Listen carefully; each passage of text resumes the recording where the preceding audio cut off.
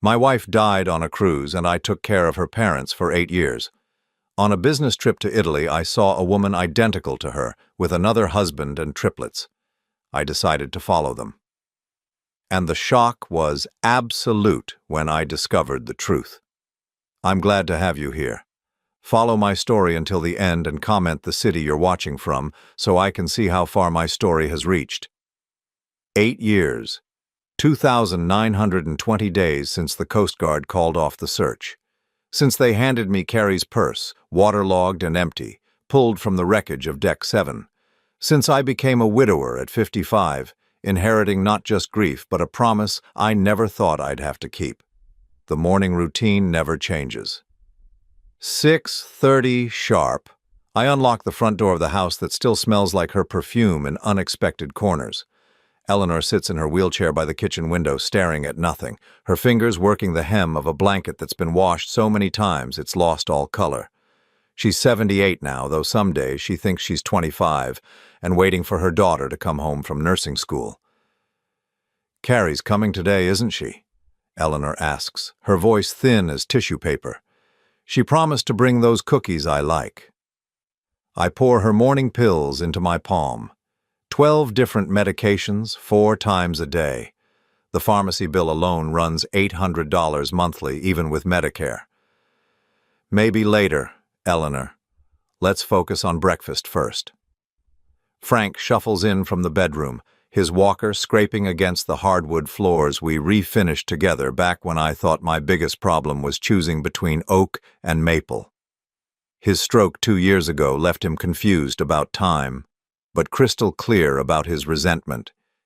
He knows I'm not his son-in-law anymore. I'm just the man who stayed. "You don't have to be here," he tells me every morning, the same script. "We can manage." They can't. Frank can barely dress himself, and Eleanor forgot how to work the stove 6 months ago. But I nod and help him into his chair, the same chair where Carrie used to curl up reading medical journals, planning our retirement.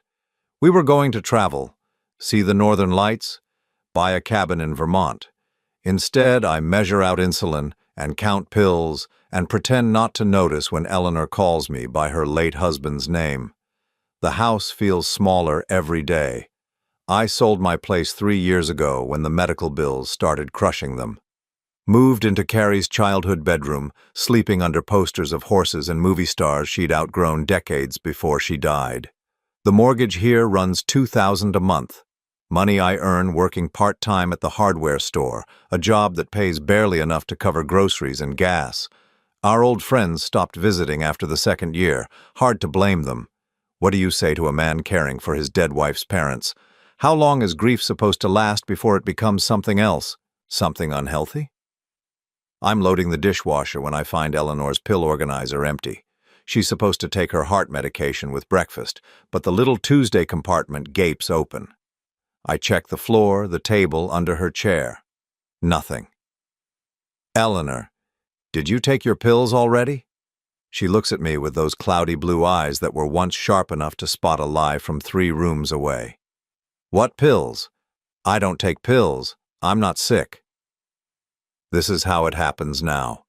Memory slots closing one by one until eventually she won't remember Carrie at all. Won't remember why a strange man brings her breakfast and sorts her medications and sits with her during the long afternoons when Frank naps and the house settles into silence so complete it feels like being buried alive. I find the pills scattered behind her wheelchair. She must have tried to take them herself and dropped the organizer. I gather them carefully, checking each one against the pharmacy labels. The blood thinner looks different than usual, smaller. I make a note to call Dr. Martinez. By noon, Frank is agitated. He wants to drive to the bank, something about checking on investments that were liquidated years ago to pay for Eleanor's specialist. I explain again that his license was revoked, that I handle the finances now, that the money he's worried about went to keeping them in their own home instead of a facility. "You're stealing from us," he says, not for the first time. "Carrie never trusted you with money." The accusation hits the same nerve it always does. Carrie never trusted me with anything important, never included me in decisions about her parents' care, their finances, their futures. She handled everything, controlled everything, and then disappeared into the Atlantic Ocean, leaving me with a promise I'd made half asleep on a random Tuesday morning. "If anything happens to me, you'll take care of them, won't you?" she'd said, not looking up from her medical journal. "They have no one else." I'd agreed without thinking, the way you agree when someone asks if you'd die for them. Of course you would. But living for them day after day, year after year, watching them fade while your own life disappears, that's different. That's harder. The phone rings. Dr. Martinez's office, confirming Eleanor's appointment next week. More tests, more pills, more conversations about quality of life and difficult decisions. I schedule the appointment and add it to the calendar that's become my Bible, every square filled with medical visits and pharmacy runs and social worker check-ins. After lunch, I sit at the kitchen table with the bills spread in front of me like evidence of failure. The mortgage payment is due in 6 days. The electric bill is overdue. Frank's physical therapy costs $150 per session, twice a week, because insurance decided he's improved enough to cut coverage. I open the bank statement with the same sick anticipation I've felt for years. Checking account balance, $1,437. Savings account, 0. Carrie had a life insurance policy through the hospital where she worked. $200,000 that should have solved everything, but the insurance company fought the claim for 3 years, saying there wasn't enough evidence of death. No body, no conclusive proof she didn't stage her own disappearance. By the time they finally paid, the legal fees and accumulated debt had devoured most of it. I close the statement and lean back in the chair that's seen 25 years of family dinners, birthday celebrations, Christmas mornings. Carrie's chair, still positioned at the perfect angle to see both the stove and whoever's coming through the front door. She was always watching, always managing, always 3 steps ahead of everyone else. In the afternoon quiet, with Eleanor dozing and Frank muttering at the television, I allow myself 5 minutes of dangerous thinking. What if I hadn't made that promise? What if I'd helped them find a good facility and kept my own life? What if I'd honored Carrie's memory without sacrificing my future? But then Eleanor wakes up crying, confused about where she is, calling for her daughter, and I go to her like I always do because that's who I am. The man who stays.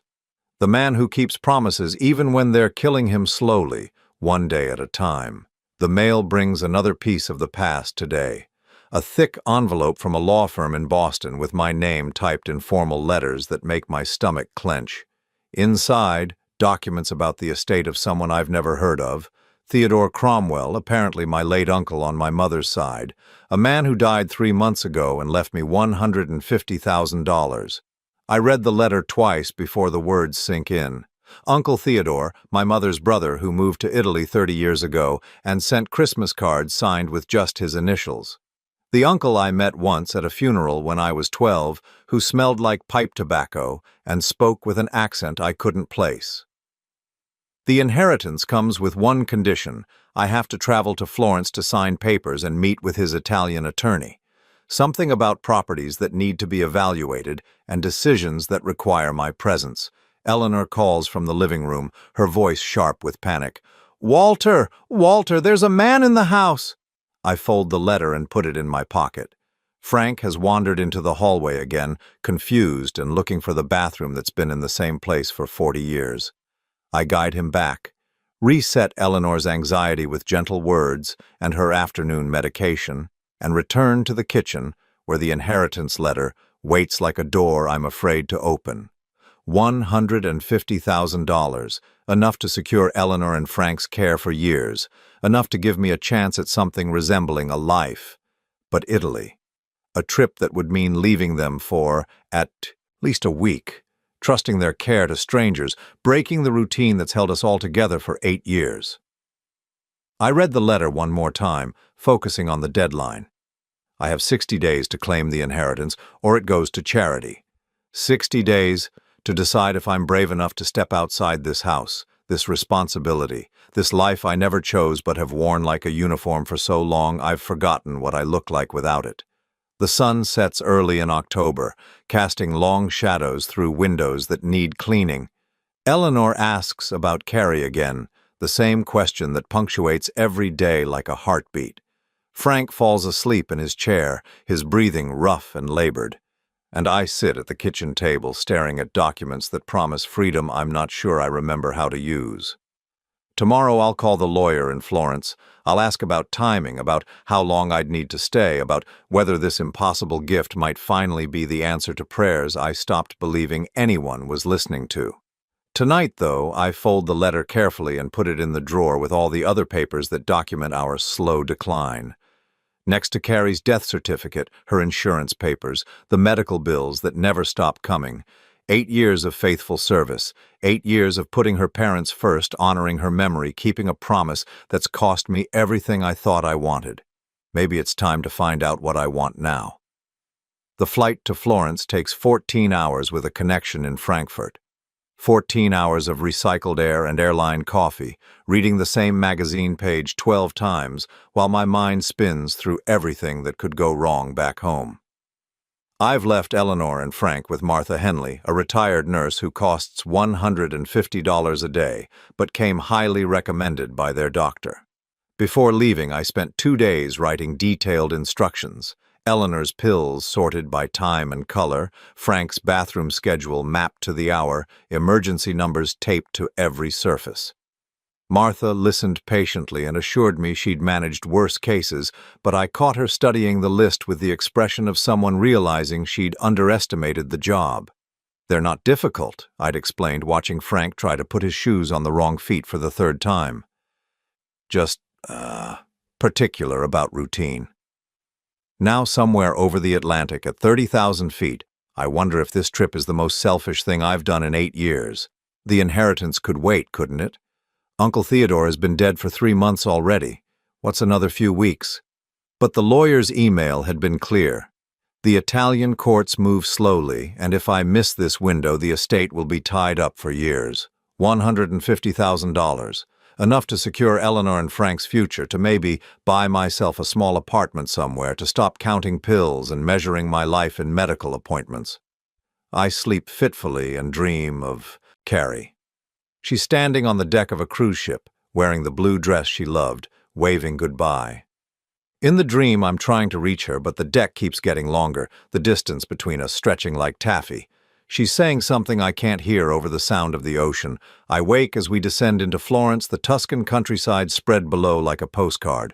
Rolling hills dotted with cypress trees, red-tiled roofs catching the morning sun, vineyards arranged in precise geometric patterns. It's nothing like the gray October I left behind in Massachusetts. The Hotel Davanzati sits in the heart of the historic district, a converted Renaissance palace where every surface tells a story I don't know how to read. My room is small but elegant, with windows that open onto a narrow street where Vespas navigate between pedestrians like schools of fish. The sound is constant but somehow soothing. Voices calling in Italian, church bells marking the hours, the clip-clop of horses pulling tourist carriages. I shower off the airplane smell and change into the one good shirt I packed. The lawyer expects me at 10:30, which gives me an hour to walk through the city and remember what it feels like to move without purpose, to see things that aren't medical equipment or grocery lists. Florence assaults the senses in ways I'd forgotten cities could. The smell of fresh bread from bakeries that have occupied the same corners for centuries. Coffee so strong it makes my eyes water. Leather goods displayed in shop windows, their rich scent mixing with the exhaust from tour buses and the green smell of the Arno River. I follow the tourist maps toward the Duomo, joining streams of visitors who photograph everything and understand nothing, myself included. The cathedral's facade is intricate beyond comprehension, every inch carved with figures and patterns that seem to shift when I'm not looking directly at them. It's beautiful and overwhelming and completely foreign to my world of pill organizers and medical appointments. That's when I see her. She's standing near the fountain, maybe 50 yards away, laughing at something one of 3 small children has done. The sound carries over the crowd noise, clear and familiar as my own heartbeat. I know that laugh. I've been hearing it in my dreams for 8 years. My legs stop working. People flow around me like water around a stone, chattering in languages I don't recognize. But I can't move, can't breathe, can't process what I'm seeing. It's Carrie, not someone who looks like her, not a trick of light or wishful thinking or grief-induced hallucination. It's Carrie, my wife, standing in the Italian sunshine playing with 3 children who look exactly like her, while a tall man with graying temples watches with the expression of someone completely, utterly happy. She's wearing clothes I've never seen, expensive-looking things that fit her perfectly. Her hair is shorter, styled differently, but it catches the light the same way it did when she was 25, and we were planning a future that ended in the North Atlantic. She moves with the same quick grace, gestures with her hands when she talks, tilts her head when one of the children demands her attention. The man beside her, dark hair, athletic build, probably my age, puts his arm around her shoulders with casual ownership. She leans into him like it's natural, like she's been doing it for years. One of the children, a little girl with Carrie's nose and chin, tugs at her dress and points at the pigeons. Carrie bends down, scoops the child up, spins her around until they're both dizzy. I watch this scene from across the piazza like I'm watching a movie of someone else's life. The man who looks like a husband, the children who look like his children, the woman who looks exactly like my dead wife, living a life I never knew existed. They start walking toward the cathedral, the little family group moving with easy coordination. The man carries one child on his shoulders while Carrie holds hands with the other 2. They're heading directly toward me, and I should move, should do something, but my brain has stopped sending signals to my body. As they get closer, I can see details that make my chest tighten. The small scar on Carrie's left hand from when she cut herself making dinner our 2nd year of marriage. The way she walks with her left foot turned slightly outward, the result of breaking her ankle in college. The birthmark on her neck, just below her right ear, shaped like a crescent moon. It's her. There's no doubt, no room for rationalization or denial. My wife, who died 8 years ago, is alive and walking through Florence with another man's children, wearing another man's ring on her finger. They pass within 10 feet of me. I catch a fragment of her voice as she tells one of the children to stay close, speaking in accented English that sounds almost native. She doesn't see me. Her attention is completely focused on the family around her, the life she's built, the identity she's chosen. I follow them, not consciously, not with any plan or intention, but my feet start moving and suddenly I'm part of the tourist flow, heading toward the cathedral entrance. I keep my distance, hiding behind tour groups and vendor stalls, but I can't stop watching her. The way she automatically checks to make sure all 3 children are accounted for. How she shares a look with the man that speaks of private jokes and shared understanding. The comfortable intimacy of people who've known each other long enough to communicate without words. They don't enter the cathedral. Instead, they turn down a side street lined with gelato shops and souvenir stands. The man buys ice cream for everyone, and they sit at a small table outside a cafe while the children make sticky messes and demand napkins. Carrie wipes faces and mediates disputes and looks for all the world like a mother who's been doing this job for years. I position myself at a newspaper stand across the street, pretending to browse headlines in Italian while keeping them in my peripheral vision. My hands are shaking so badly I can't hold the pages steady. The man's phone rings. He answers in rapid Italian, his expression shifting from relaxed to concerned. Work crisis by the look of it. He speaks to Carrie in English now, something about needing to handle a problem at the office. She nods, tells him to go, gestures to the children with the universal language of, "I've got this." He kisses her goodbye. Not a quick peck, but the kind of kiss that belongs to people who still like each other after years of marriage. She watches him walk away with an expression I recognize, but have never seen directed at me. Pure, uncomplicated love. I buy a newspaper I can't read and sit at a cafe table with a view of theirs. Order espresso I don't want and try to look like a tourist taking a break instead of a man whose entire understanding of reality has just been detonated. Carrie is 30 yards away, alive and beautiful and completely absorbed in a life that has nothing to do with me. She's forgotten I exist, forgotten Eleanor and Frank exist, forgotten the promises she made and the responsibilities she left behind. While I've spent 8 years maintaining her parents' medications and mortgage payments, she's been building a new family in a country where no one knows her real name. One of the children, a boy with her eyes and stubborn chin, drops his gelato on the ground and starts to cry. Carrie doesn't get frustrated or annoyed. She simply orders another one, cleans up the mess, and distracts him with a game involving counting pigeons. The scene is so normal, so maternal, so completely at odds with the woman I thought I knew. My Carrie never wanted children. We tried for years, went through fertility treatments that emptied our savings and left her exhausted and bitter. She blamed me, blamed her body, blamed the universe for denying her the one thing she wanted most. After the 5th miscarriage, she stopped talking about it entirely, threw herself into her nursing career and became someone who took care of other people's families instead of building her own.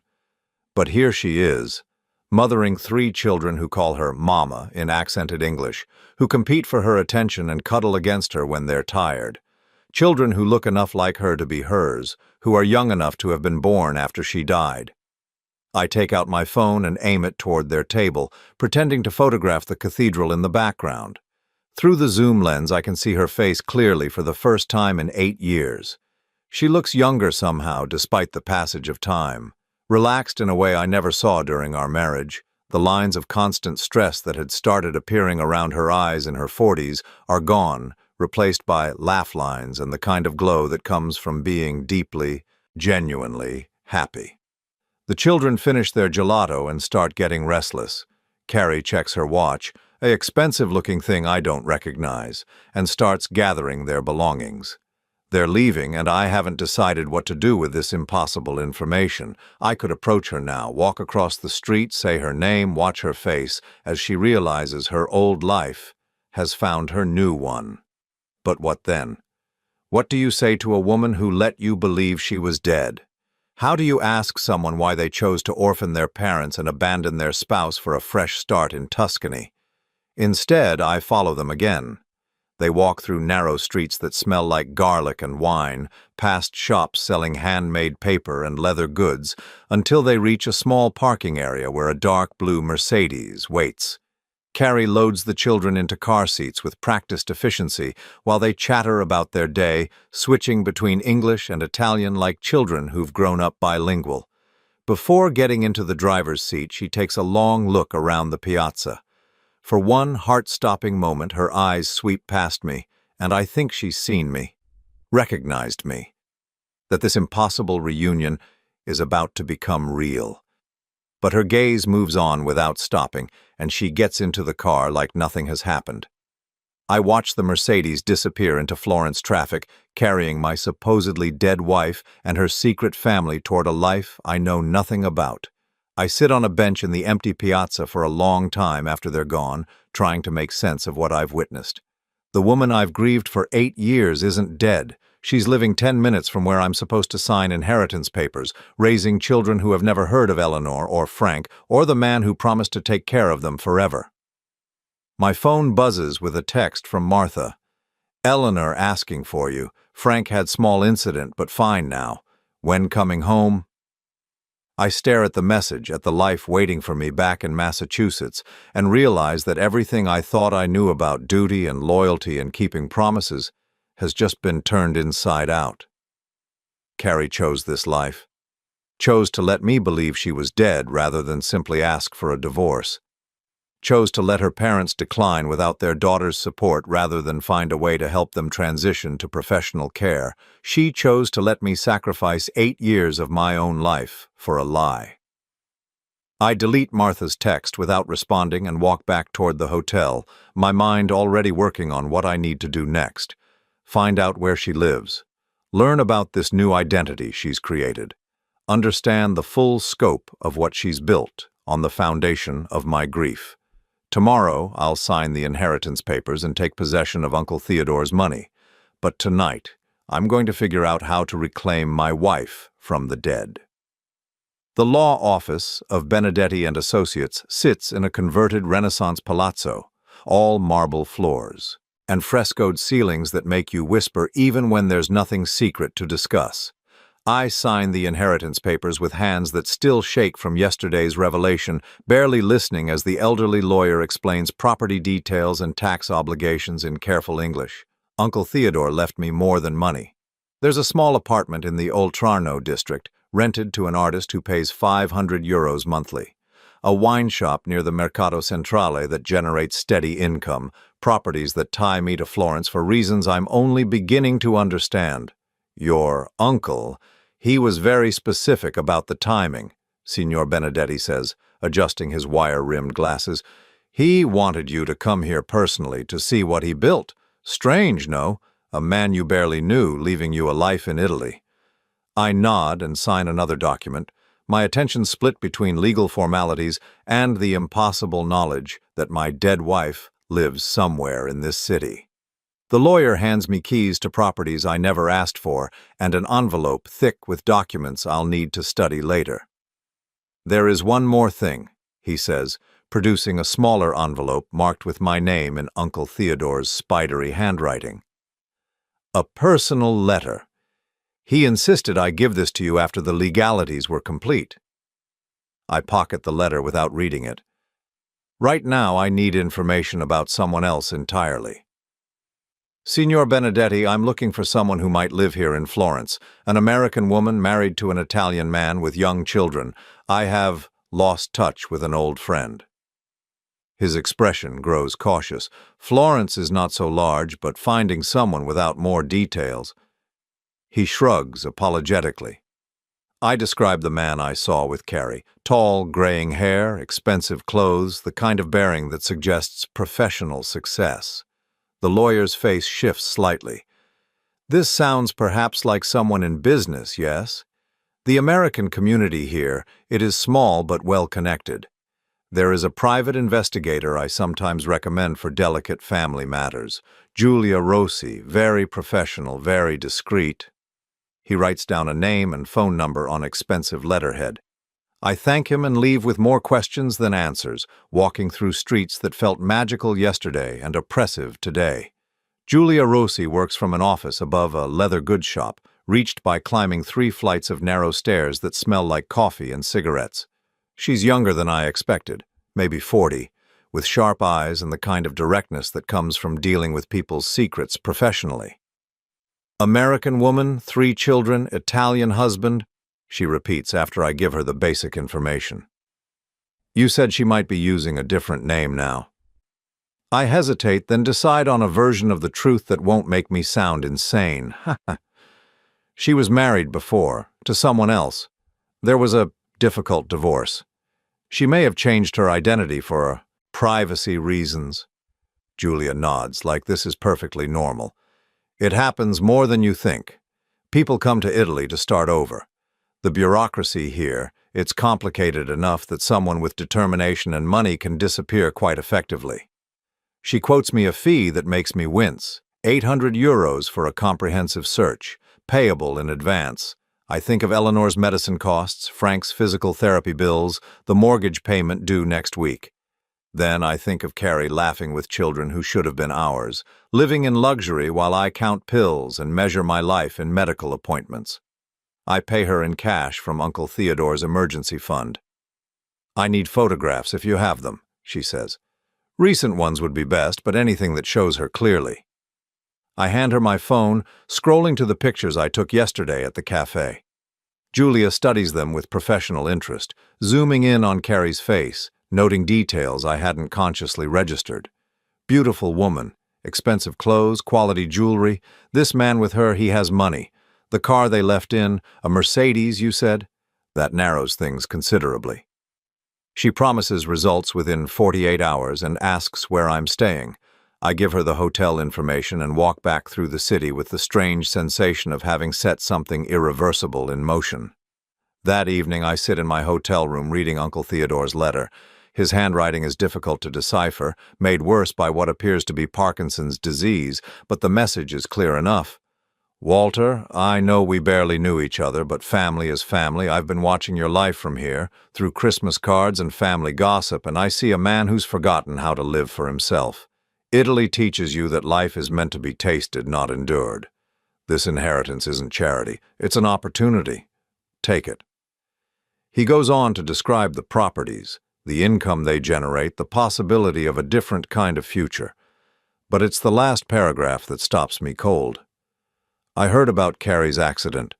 Terrible thing losing someone so young, but Walter, sometimes the dead aren't as gone as we think. Sometimes they're just living different lives. I hope you find the peace you deserve, whatever form it takes. I read that paragraph 3 times, trying to decode what he might have known or suspected. Uncle Theodore died 3 months ago. The will was written 2 years before that. Did he somehow know Carrie was alive? Or is this just the rambling philosophy of an old man who'd seen enough of life to know its secrets? My phone buzzes with a text from Martha. Eleanor had good day. Frank asking when you come home. All fine, but they miss routine. I stare at the message for a long time before typing back. Few more days. Thank you for everything. The next morning brings rain. The kind of steady drizzle that turns Florence's ancient stones slippery and treacherous. I walks, anyway, needing movement to quiet the questions circling in my head like vultures. 8 years of grief, 8 years of sacrifice, 8 years of believing I was honoring her memory while she was building a new life 6,400 miles away. I find myself at the Ponte Vecchio watching tourists photograph the jewelry shops that line the medieval bridge. Couples pose for selfies, their faces bright with the kind of happiness that belongs to people whose biggest worry is choosing the right filter for their vacation photos. A family passes by, mother, father, 2 young children arguing over gelato flavors. The mother has dark hair like Carrie's, and for one heart-stopping moment I think it might be her, think I've stumbled across them again by accident. But when she turns, it's a stranger's face, kind but unfamiliar. How many times over the years have I seen her in crowds, in grocery stores, in the peripheral vision that tricks grieving minds into false hope? How many women have I followed for half a block before realizing they were someone else entirely, leaving me hollow with disappointment? Except yesterday wasn't false hope or wishful thinking. Yesterday was real. Julia calls that afternoon with the efficiency of someone who takes pride in delivering results quickly. I found them, she says without preamble. Maria Elena Rossi, that's the name she's using now, married to Lorenzo Benedetti, a successful architect. They live in a villa in the hills above Fiesole, quite exclusive. The children are triplets, born 6 years ago, according to public records. My legs give out and I sit heavily on the hotel room's narrow bed. Triplets. Born 6 years ago, 2 years after Carrie supposedly drowned. Children she conceived and carried and delivered while I was learning to manage Eleanor's medications and Frank's physical therapy schedule. The marriage license was filed 7 years ago, Julia continues, but there are some irregularities in her documentation. The birth certificate showing her as Maria Elena Rossi appears to be authentic, but it was issued only 8 years ago, replacing documents that were supposedly lost in a fire. Very convenient. What about before that? Her life in America? Nothing official. If Maria Elena Rossi existed before 8 years ago, she left no paper trail. It's as if she materialized fully formed with a new identity and a romantic history with Lorenzo Benedetti. 8 years ago. The exact timeline of Carrie's death. The woman who drowned in the North Atlantic was reborn in Tuscany with a new name, a new husband, and a fertility she'd never had with me. There's something else, Julia says. I've been asking discreet questions in their neighborhood. The story is that Maria Elena was a nurse who met Lorenzo when he was recovering from a skiing accident. She saved his life. They fell in love. Classic romance. But the details are vague and no one seems to know where exactly this happened. Skiing accident. I remember Carrie's nursing skills, how capable she was in medical emergencies, how she'd always known exactly what to do when someone was hurt or sick. She'd have been the perfect person to care for an injured, wealthy man in a foreign country. Do you want me to continue digging? Julia asks. I can find out more about Lorenzo's business, their financial situation, where exactly they met. Yes, I say, my voice stronger than I feel. Everything you can find. After she hangs up, I sit in the growing darkness of my hotel room, processing what I've learned. Carrie didn't just survive that cruise ship accident, she planned it. Created a new identity, established a new history, found a new husband, and had the children she'd always claimed she couldn't have. while I spent 8 years thinking I was honoring her memory. I call Martha to check on Eleanor and Frank. Everything is fine, she reports, but Eleanor is becoming more confused about where I am. She keeps asking when Carrie is coming home. She had a moment of clarity yesterday, Martha explains. Asked me directly if Carrie was really dead or just gone. I didn't know what to say. Eleanor, with her failing mind and fading memory, has stumbled closer to the truth than any of us realized. That night I lie awake listening to Florence's nocturnal sounds, moped engines echoing off narrow walls, voices calling in Italian from apartments whose windows stay open to catch any breeze, church bells marking hours that feel endless. Tomorrow Julia will have more information. Tomorrow I'll know more about the life Carrie built on the ashes of mine. But tonight I'm still just a man whose dead wife turned out to be living a better life without him. The rain stops sometime before dawn, leaving the air clean and sharp with the promise of sunlight. I order coffee from room service and sit by the window watching Florence wake up. Shopkeepers rolling up metal shutters, delivery trucks navigating streets designed for horses and carriages, early tourists consulting maps and guidebooks. Somewhere in those hills beyond the city, Carrie is probably making breakfast for children who call her Mama, getting them ready for school or daycare, living the domestic life she claimed to want but never achieved with me. Lorenzo is probably reading the financial pages over espresso, planning his day of architectural consultations, secure in the knowledge that his wife loves him completely. Neither of them knows that their carefully constructed new world is about to collide with the old one they thought they'd left behind forever. My phone rings. Julia again, calling earlier than expected. I have the address, she says. Villa Benedetti, number 47, Via della Colline. Very private road, very exclusive neighborhood. But Walter, there's something you should know before you decide what to do with this information. What? Lorenzo's business is in trouble. Serious financial problems, according to my sources. The kind that might make someone desperate enough to do things they normally wouldn't consider. What kind of things? The kind that require access to money from previous lives. I understand immediately. Carrie has something Lorenzo needs, access to funds from her old identity, her American life, the insurance money and inheritance she might still have legal claim to. Are you saying she might be planning to come back, to resurface? I'm saying desperate people make unpredictable choices, and if Lorenzo's business fails, your Maria Elena might need to remember how to be Carrie again. After she hangs up, I dress carefully and walk through Florence one more time as a tourist, a man with nothing more complicated to worry about than choosing between museums and restaurants.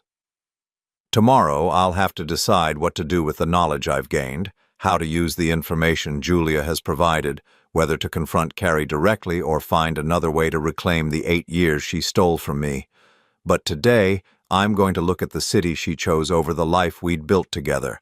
I'm going to understand what was so appealing about this place that it was worth faking her own death to have it. By evening, I think I understand. Florence is a city where reinvention feels not just possible, but inevitable. Every street corner holds centuries of stories, layers of history where new identities have been built on the foundations of old ones for 1,000 years. It's the perfect place to become someone else entirely. The perfect place to forget you were ever someone's wife. Villa Benedetti sits on a winding road that climbs through olive groves and cypress trees. The kind of approach that gives you time to change your mind with every curve. I've driven this route 3 times in 2 days, each time losing my courage before reaching the ornate iron gates that guard the property. Today feels different. Today I'm not turning back. The rental car's GPS speaks to me in Italian-accented English, counting down kilometers until I reach the address Julia provided. My hands are steady on the steering wheel, but my heart pounds with the rhythm of a man approaching his own execution.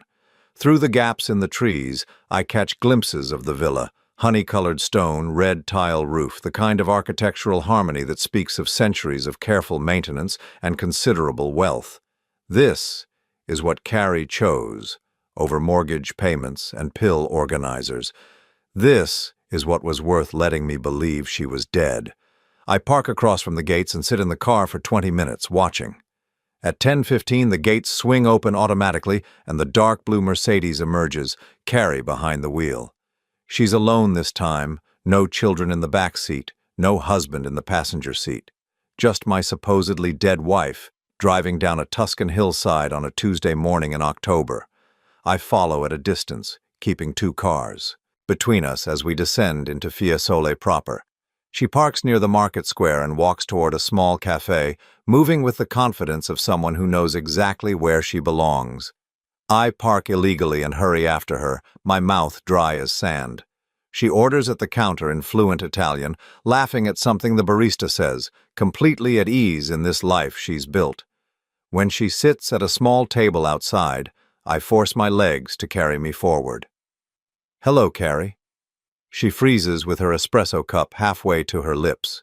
For one infinite moment, she's trapped between her old identity and new one, unable to pretend she doesn't know me, unable to maintain the fiction that Maria Elena Rossi has never heard the name Carrie spoken with an American accent. Then she sets the cup down carefully and looks at me with eyes I remember from 1,000 mornings, 1,000 conversations, 1,000 promises about growing old together. "You're supposed to be dead," she says quietly. "Funny, I was thinking the same thing about you." Her face cycles through expressions: shock, fear, calculation, resignation. She gestures to the chair across from her like we're old friends meeting for coffee instead of a man confronting his supposedly deceased wife. "How did you find me?" I sit down, noting details I couldn't see from across the piazza that first day. The wedding ring on her left hand, different from the one I gave her, the expensive watch, the subtle makeup, the confidence that comes from years of successful deception. Does it matter? I'm here. You're here. We both know what that means. She glances around the cafe, checking to see who might be listening, who might witness whatever comes next, the survival instinct of someone who's been living a lie for 8 years. "Walter, you don't understand." "I understand plenty. I understand that while I've been taking care of your parents, you've been playing house with someone else. I understand that you let me believe you were dead rather than simply asking for a divorce. I understand that you had children with him after telling me for 15 years that you couldn't get pregnant." The last accusation hits like a physical blow. She flinches, her carefully maintained composure cracking just enough to let me see the woman I used to know hiding underneath. "The children aren't mine," she says quietly. I stare at her. "What?" "They're Lorenzo's. From his previous marriage. Their mother died in a car accident when they were babies." She meets my eyes, daring me to call her a liar. "I adopted them legally. They call me Mama because I'm the only mother they remember." The simple explanation shifts everything I thought I knew about this new life of hers. Not the fertility miracle I'd imagined, not the fresh start with babies who proved she could have what she'd always wanted. Just a widowed man who needed someone to help raise his children and a woman desperate enough to fake her own death for the chance. "That doesn't change anything else," I say, though my voice has lost some of its edge. "You're still alive. You still let me believe you were dead." She looks away, watching pedestrians navigate the narrow streets of Fiesole like she's memorizing escape routes. "I was drowning, Walter." "In the cruise ship accident?" "Because I read the reports." "No." She turns back to me, her voice sharp. "I was drowning in our life, in taking care of my parents, in pretending to be happy, and watching you be content with a marriage that was killing me slowly." The words land like slaps. 25 years of marriage reduced to suffocation, to a life she couldn't wait to escape. You could have talked to me. We could have worked it out, gotten counseling, figured something out that didn't involve faking your death and abandoning your responsibilities. She laughs, but there's no humor in it. "When, Walter? Between my mother's doctor appointments and my father's physical therapy? Between your job and the house and the bills and all the things that had to be done every single day? When exactly were we supposed to have that conversation?" "We were partners, Carrie. We were supposed to figure things out together." "We were never partners. I managed everything, made all the decisions, carried all the weight, and you went along with whatever I decided, because it was easier than taking responsibility yourself. The accusation stings, because there's truth in it. I had let her manage our life, handle the difficult conversations with her parents, make the hard decisions about their care. I'd been the supportive husband who agreed with whatever she thought was best. So you decided to disappear instead of asking for help? I decided to take the only opportunity I'd ever had to choose my own life. She leans forward, her voice dropping to almost a whisper. Do you know what it's like to realize at 50 that you've never made a single decision based on what you wanted? That every choice you've ever made was about duty or obligation or what other people needed from you? I know what it's like to spend 8 years honoring a promise to a dead woman who turned out to be alive and selfish. The word selfish hits its target. She sits back like I've struck her, color draining from her face. Your parents are dying, Carrie. Eleanor has Alzheimer's. She asks for you every day. Frank had a stroke 2 years ago and barely recognizes me half the time. But I'm still there, still taking care of them, still keeping the promise I made to someone who apparently never existed. Tears gather in her eyes, the first crack in her composure since I sat down. How are they? Really? Dying slowly and expensively. The house is mortgaged to pay for their care. I work part-time at a hardware store to cover their medications. I haven't had a day off in 3 years because I can't afford to hire help. She covers her face with her hands, shoulders shaking slightly. For a moment, she's not Maria Elena Rossi, successful expatriate living the Tuscan dream. She's Carrie, the woman who used to cry when she thought about her parents getting old. I never meant for it to go on this long, she whispers. How long did you mean for it to go on? How long were you planning to let me sacrifice my life for your lie? She doesn't answer immediately. When she looks up, her eyes are red but determined. I met Lorenzo on the cruise. He was traveling with friends, recovering from his wife's death. We talked one night, just talked, but it was the first real conversation I'd had with a man in years. The first time someone saw me as something other than a daughter or a wife or a nurse. So you fell in love and decided to fake your own death? Just like that? Not just like that. I spent months planning it, getting the documentation, setting up accounts, making sure everything would work. She pauses, seeming to realize how calculated that sounds. The accident part was real, Walter. There really was an emergency on the ship, but instead of trying to help, I jumped. The simple confession hangs between us like a bomb waiting to explode. She jumped, abandoned ship while other people were dying, used their tragedy as cover for her disappearance. People died in that accident, Carrie. I know. I think about it every day. Her voice is barely audible. But I was already dead, Walter. Had been for years. I was just making it official. While I was making it real. 8 years of grief, 8 years of guilt, 8 years of believing I should have somehow saved you. I never asked you to grieve for me. The casual cruelty of the statement takes my breath away. You didn't ask me not to either. You let me believe you were dead. You let your parents believe their daughter was gone forever. And what was I supposed to do? Come back and explain that I'd rather be dead than live the life I had? Destroy Lorenzo's happiness and the children's stability just so you could feel better about your choices? My choices! I lean forward, anger finally overriding shock. What choices did I have? You disappeared and left me with all the responsibilities. You made the choice to leave, and I had to live with the consequences. You could have put them in a facility. You could have moved on, found someone new, built a different life. On what money? With what time? And how exactly was I supposed to move on from my wife's death when I was still taking care of her parents every single day? She has no answer for that. For the first time since I sat down, she looks genuinely ashamed.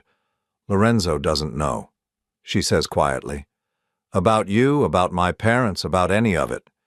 He thinks my family is dead, that I had no one before I met him.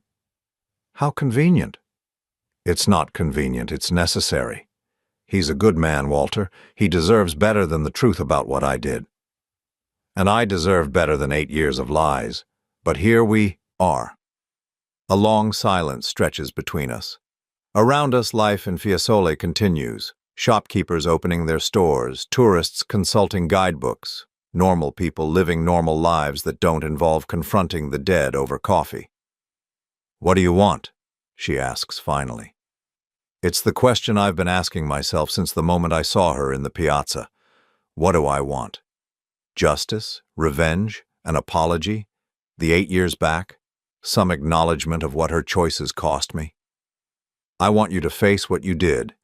To your parents, to me, to the life you threw away like it meant nothing." "And then what? You expose me? Destroy my marriage? Traumatize 3 children who call me mama?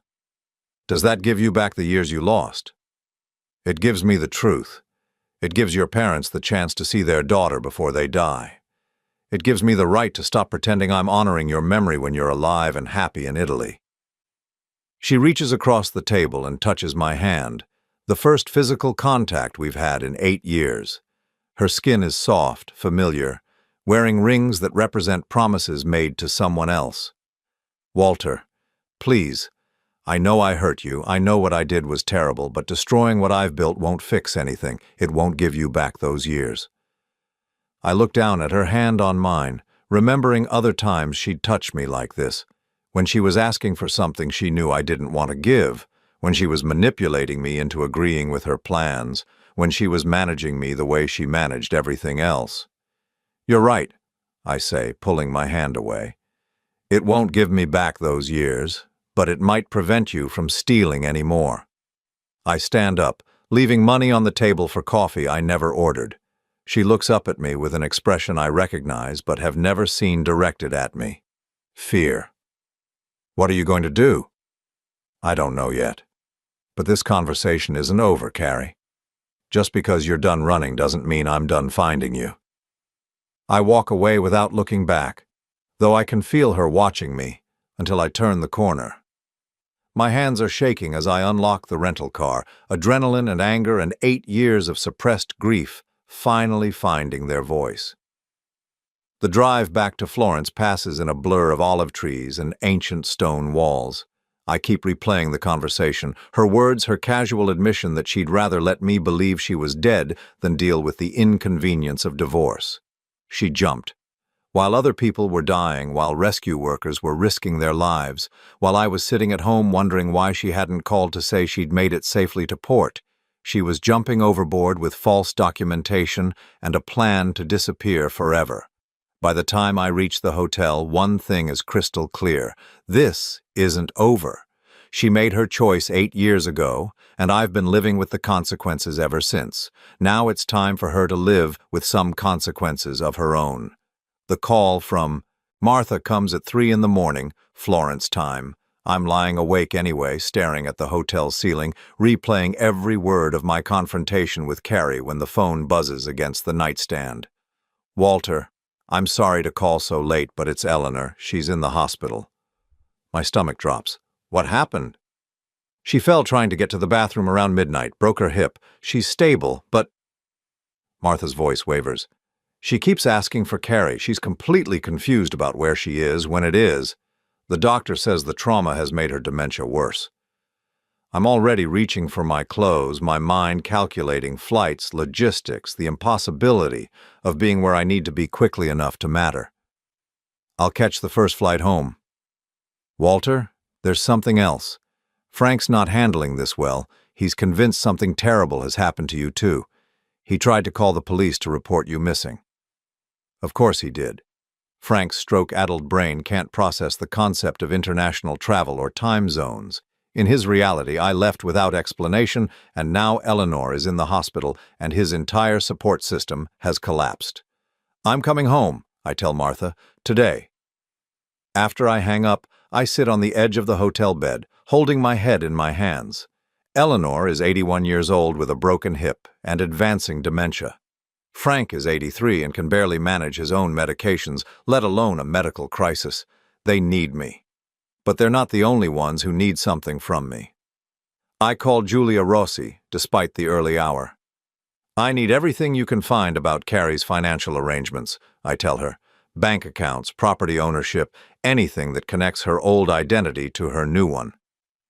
That will take time and access to records that aren't exactly public. I'm flying back to the United States today. My wife's mother is in the hospital, and I need to know what I'm dealing with before I decide what to do next. There's a pause. Your wife?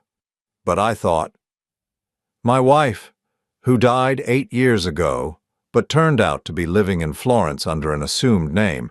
Yes, that wife. Julia is quiet for a moment, processing this information like the professional she is. I'll have something for you within 24 hours. Where should I send it?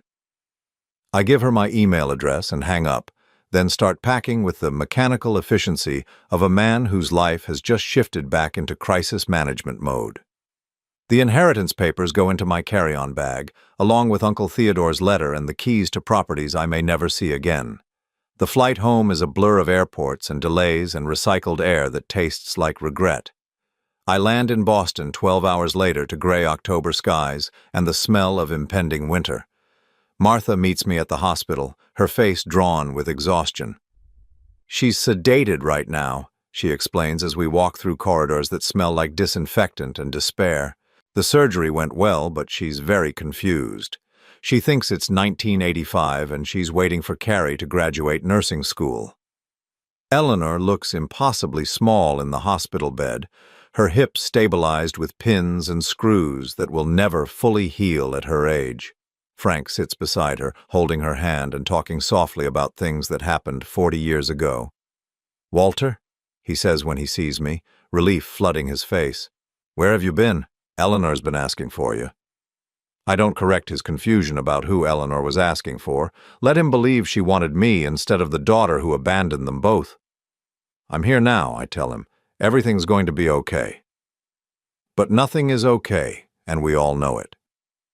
Eleanor's break marks the beginning of the end, the moment when independent living becomes impossible and difficult decisions can no longer be postponed. She'll need round-the-clock care now, supervision, assistance with everything from eating to bathing. That night I sit in their kitchen surrounded by pill organizers and medical bills, calculating costs I can't afford. A nursing facility that can handle Eleanor's needs runs $8,000 monthly. Frank could probably manage at home with part-time care for another few months, but not alone, not with Eleanor in a facility and me working full-time to pay for it. My laptop chimes with an email from Julia. The subject line reads, "What you asked for and what you didn't." Her research is thorough and devastating.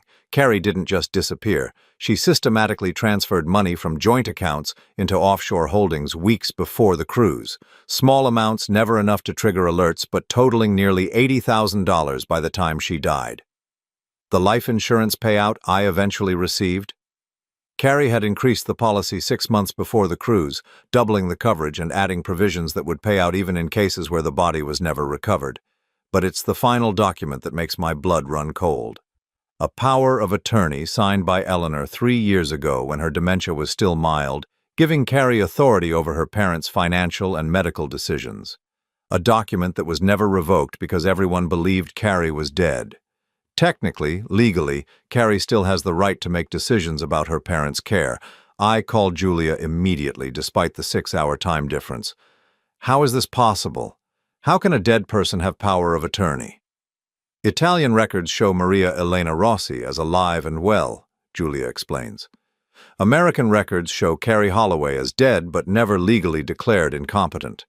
The power of attorney remains valid until formally revoked or challenged. What does that mean practically? It means if your wife surfaces and claims her parents, she has legal standing to do so. It means she could move them to Italy, put them in facilities there, control their inheritance. The inheritance, Eleanor and Frank's modest savings, the equity in their house, the small life insurance policies they've maintained, maybe $200,000 total, but enough to solve Lorenzo's business problems if Carrie can access it legally. There's more, Julia continues. Lorenzo's architectural firm is in serious trouble. They owe contractors, suppliers, banks. The villa is mortgaged to the ceiling. If he can't find money soon, they'll lose everything. Suddenly, Carrie's presence in Florence makes perfect sense. She's not there permanently. She's positioning herself for a rescue operation, waiting for the right moment to resurface and claim her parents' assets before they die and the inheritance goes to probate.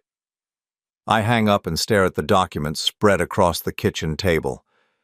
8 years of sacrifice, of honoring promises, of putting their needs before my own, and she's been planning to swoop in at the end and claim credit for everything.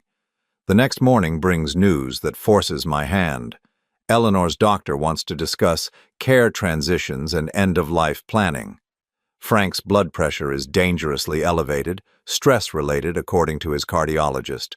They both need decisions made, arrangements put in place, family members who can take responsibility for what comes next. Family members like the daughter who supposedly died 8 years ago but has never been legally declared dead. I drive to the lawyer's office with a plan forming in my mind. Not revenge, exactly, but justice. Carrie made her choice to disappear, to build a new life on the foundation of our destroyed one. Now she can live with the consequences. The lawyer, a woman named Patricia Chen who specializes in elder care, listens to my story with the poker face of someone who's heard everything. "You want to have your wife declared legally dead," she summarizes, "even though you now know she's alive. I want to protect her parents from someone who abandoned them 8 years ago and might return to exploit them in their most vulnerable moments." That's not exactly how the legal system works, Mr. Holloway. You can't declare someone dead if you have proof they're alive. Then what can I do? Patricia studies the documents I've brought, the power of attorney that gives Carrie control, the medical reports that show Eleanor and Frank's declining capacity. You can petition for guardianship yourself. Argue that the person who holds power of attorney has been absent for 8 years, hasn't participated in their care and therefore has effectively abandoned her responsibilities. Would that work? It might. But if she surfaces and challenges it, claims she was incapacitated or unavailable due to circumstances beyond her control, it could get complicated. I think about Carrie sitting in that cafe in Fiesole, healthy and happy and living a life funded by money she stole from our joint accounts. Incapacitated is not a word that applies to Maria Elena Rossi. How long would the process take? With their current medical status and clear documentation of abandonment, maybe 6 weeks for temporary guardianship, 3 months for permanent. I authorize her to file the paperwork that afternoon. Eleanor and Frank Holloway deserve protection from the daughter who chose to let them believe she was dead rather than deal with the inconvenience of caring for them. That evening, I sit in their living room, surrounded by 8 years of accumulated medical equipment and pill organizers and the detritus of lives slowly ending. Frank is asleep in his chair, his breathing labored. Eleanor is back from the hospital but confined to bed, confused about why she can't walk, asking repeatedly for the daughter who will never come. My phone buzzes with a text from an international number I don't recognize.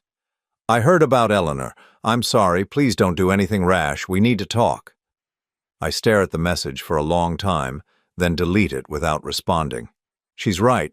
We do need to talk, but not the kind of conversation she's hoping for. I call Julia one more time, with a question that's been nagging at me since I left Florence. The children Carrie adopted, Lorenzo's triplets, what happened to their mother exactly? Car accident, according to the records, but... Julia pauses, the hesitation of someone who's found information she's not sure she should share. What? The accident was 6 weeks after Carrie arrived in Italy. And the woman who died? She was healthy, young, no history of medical problems, but she'd been asking questions about Lorenzo's new girlfriend, trying to verify her background.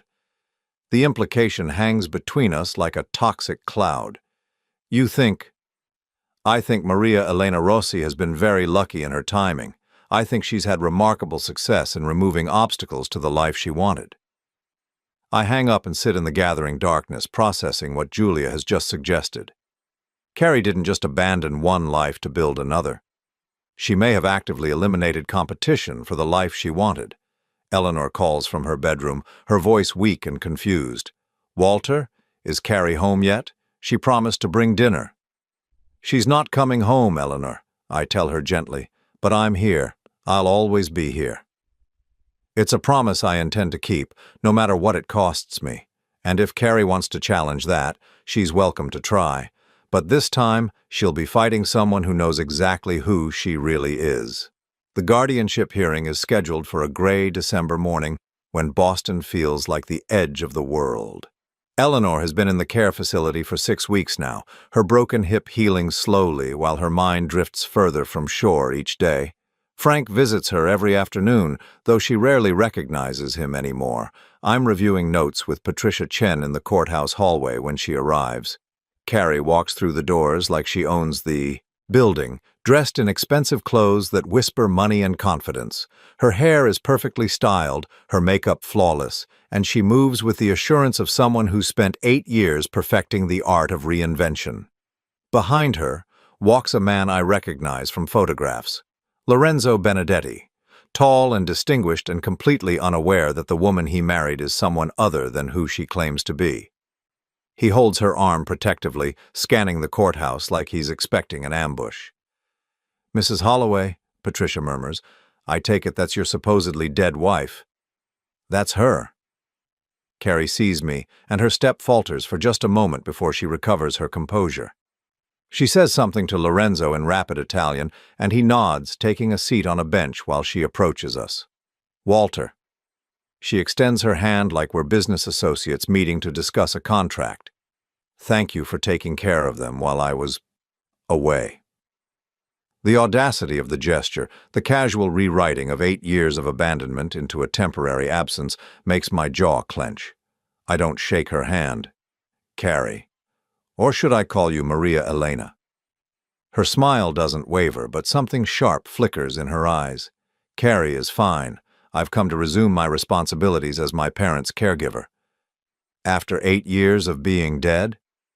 After 8 years of recovering from trauma that left me unable to care for anyone, including myself. She's good, I'll give her that. The explanation is just plausible enough to create reasonable doubt, just vague enough to be unprovable. Patricia was right. This is going to be complicated. "Your Honor," Patricia begins when we're called before the judge, "Mr. Holloway is seeking permanent guardianship of Eleanor and Frank Holloway based on 8 years of continuous care and the prolonged absence of their only daughter, who held power of attorney." The judge, a woman in her 60s with gray hair and tired eyes, studies the documents we've submitted. "And now the daughter has returned?" "Mrs. Holloway claims to have been incapacitated due to trauma related to a cruise ship accident 8 years ago," Patricia explains carefully. "However, there is evidence suggesting she was not incapacitated but rather living abroad under an assumed identity." Carrie's lawyer, an expensive-looking man who clearly specializes in making problems disappear, stands smoothly. "Your Honor, Mrs. Holloway suffered severe psychological trauma in a maritime accident that left her unable to function normally. She spent years in recovery, during which time her brother-in-law graciously cared for her parents. Now that she has recovered, she wishes to resume her filial duties." "Mr. Holloway," the judge addresses me directly, "you've been caring for these individuals for 8 years without compensation or legal authority beyond the power of attorney held by Mrs. Holloway?" "Yes, Your Honor." "Why didn't you seek guardianship earlier when it became clear that Mrs. Holloway was not available to make decisions?" It's the question I've been dreading, because the honest answer reveals the depth of my own denial. "I believed she was dead, Your Honor. I was honoring what I thought was her final wish." The judge nods slowly. "And Mrs. Holloway, you've been absent from your parents' care for 8 years, during which time they've both experienced significant health declines and mounting medical expenses. Can you explain this absence?" Carrie stands, her posture perfect, her voice steady. "Your Honor, I suffered severe PTSD following the cruise ship accident. I was unable to function, unable to make rational decisions. I spent years in treatment facilities, both in the United States and abroad, working to recover my mental health." "Do you have documentation of this treatment?" "Some records were lost when I moved between facilities, but I can provide what's available." Of course she can. Carrie always was meticulous about covering her tracks. "Your Honor," I interrupt, "may I present additional evidence?" The judge nods, and I hand Patricia a folder that contains Julia's research. Bank transfer records showing systematic movement of money before the Cruize, evidence of the false identity creation, documentation of her marriage to Lorenzo Benedetti 7 years ago. Patricia summarizes the findings while Carrie's face grows paler with each revelation. These documents suggest that Mrs. Holloway's absence was not due to incapacitation, but rather a deliberate decision to abandon her responsibilities and create a new life abroad. Carrie's lawyer objects, demanding authentication of foreign documents, challenging the chain of custody, raising procedural questions designed to muddy the waters, but the evidence is overwhelming and everyone in the room knows it. "Mrs. Holloway," the judge says finally, "do you wish to respond to these allegations?" For the first time since she walked into the courthouse, Carrie looks genuinely uncertain. She glances back at Lorenzo, who's staring at her with growing confusion and concern. "Your Honor, the trauma affected my judgment. I made decisions I'm not proud of, but I'm ready to take responsibility now. After 8 years of letting your brother-in-law bear the financial and emotional burden of your parents' care, after allowing him to believe you were dead, I never asked him to grieve for me." The words land in the silent courtroom like a slap. The judge's expression hardens. "Mrs. Holloway, you held legal authority over these individuals' care and abandoned that responsibility for 8 years while living abroad under an assumed identity. During that time, Mr. Holloway has provided continuous care at significant personal and financial cost." "Your Honor," Carrie's lawyer tries to interject, but the judge continues. "Furthermore, the evidence suggests that your reappearance coincides with your parents' declining health and the prospect of inheritance decisions. This court finds your motivations suspect." I watch Carrie's carefully constructed facade begin to crumble. Behind her, Lorenzo stands abruptly and walks toward the exit, his face a mask of betrayal and disgust. "Lorenzo, wait," Carrie calls, but he doesn't stop. The judge grants me permanent guardianship 15 minutes later, along with authority to make all medical and financial decisions for Eleanor and Frank. Carrie's power of attorney is formally revoked, and she's ordered to pay restitution for the money transferred from joint accounts before her disappearance. As people file out of the courtroom, Carrie approaches me one last time. "You've destroyed everything," she says quietly. "My marriage, my family, my life." "I didn't destroy anything, Carrie. I just stopped letting you destroy mine." She studies my face for a moment, perhaps looking for some trace of the man who used to agree with everything she decided, who used to let her manage his life along with everyone else's. "What happens now?" she asks. "Now you go back to Italy and explain to 3 children why Mama has to go away. You explain to your husband why you lied about who you were. You live with the consequences of your choices for the first time in 8 years. And you?" I think about Eleanor, who asked for her daughter until the day she stopped asking for anything. About Frank, who still believes Carrie is coming home someday. About the inheritance that will pay for their care and maybe, eventually, allow me to build something resembling a life of my own. I keep the promises I made. I take care of the people who needed taking care of. I do what you should have done." She nods slowly, then turns and walks away without looking back. Through the courthouse windows, I watch her cross the street toward a taxi where Lorenzo waits with his bags already loaded. Even from this distance, I can see the defeat in his posture, the way he doesn't look at her when she gets in the car. 6 months later, I get a letter from Giulia Rossi. Lorenzo divorced Carrie 3 weeks after returning to Italy. The children are living with his sister while he rebuilds his business and his life. Carrie has disappeared again, though whether she's assumed another identity or simply left Italy isn't clear. The letter includes one final piece of information. The life insurance company that fought Carrie's death claim for 3 years has filed charges for insurance fraud. Interpol has issued a warrant for Maria Elena Rossi in connection with financial crimes in multiple countries. It seems Carrie's talent for reinvention finally caught up with her. I'm sitting in the garden of the assisted living facility where Eleanor and Frank now live, reading Julia's letter when Frank shuffles over and sits beside me. He's having one of his good days when the past and present align just enough for conversation. "She's really not coming back, is she?" he asks quietly. I fold the letter and put it in my pocket. "No, Frank, she's not coming back." He nods, unsurprised. I think I always knew. Carrie was never good at staying when things got difficult. We sit in comfortable silence, watching Eleanor in her wheelchair by the fountain. She doesn't recognize either of us anymore, but she seems peaceful, her face turned toward the afternoon sun like a flower following light. "You stayed, though," Frank says. "I stayed." "Thank you for that." It's the first time he's thanked me for anything in 8 years. The words settle in my chest like a weight lifting rather than landing.